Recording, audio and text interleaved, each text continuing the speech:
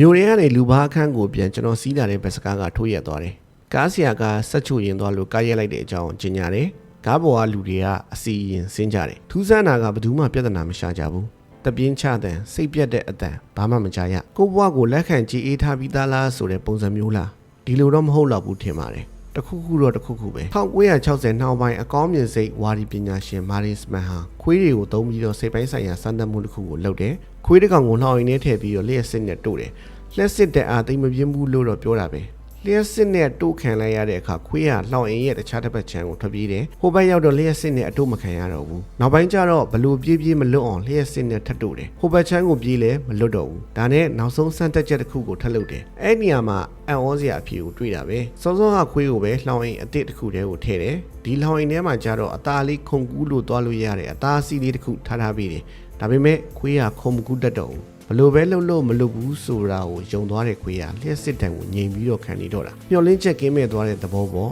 မမျောလင်းတတ်တော့တာပြပြီးရထားတဲ့ဘတ်စကားပေါ်ကနေကျွန်တော်ဆင်းပြီးတော့စဉ်းစားမိတယ်